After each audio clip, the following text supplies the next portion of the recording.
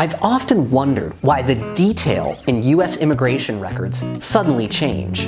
My great-grandfather's record from 1904 was so detailed, it listed his aunt's name and address in Philadelphia. The 1846 ship list that I think was for my third great-grandfather just listed his name, gender, and age.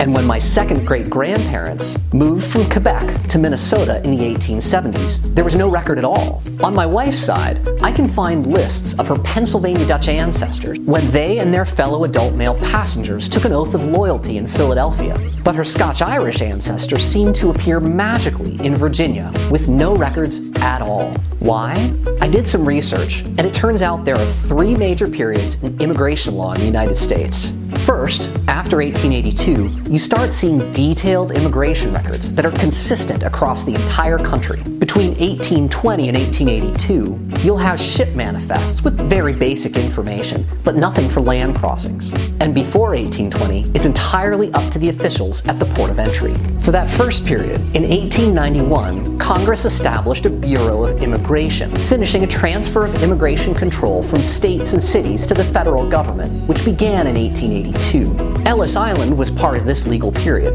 and from 1882 on, you'll find standardized, detailed immigration records, regardless of the point of entry. If you use Ancestry.com, you'll find that only the basics have been indexed: name, gender, etc. What hasn't been indexed is really important, though. Each entry notes where and with whom the immigrant will be staying. This is often family. See this entry from my great-grandfather, Michael Devaney? He reported he would be staying with his aunt, and she was unknown to everyone in my extended family in the US and Ireland, who spent some time researching our family. Prior to that, the important law was the Steerage Act of 1819. That law required that ship captains provide a detailed registry of passengers with name, sex, age, and occupation as the required data points. What I found for my third great-grandfather, George Haggerty, who came to the US in 1846, is pretty typical for the period. There are three interesting things to think about in this time period. First, ship captains could face legal penalties if the lists were inaccurate,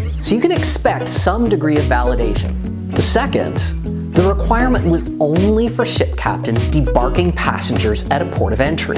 If, for example, you landed at St. John in Canada, took a ferry down the St. Lawrence River to Montreal, and then walked south to Manhattan, there wouldn't be any record of your arrival in the United States. Likewise, a captain could drop some or all of his passengers off on an isolated beach on Cape May before sailing up the Delaware to Philadelphia.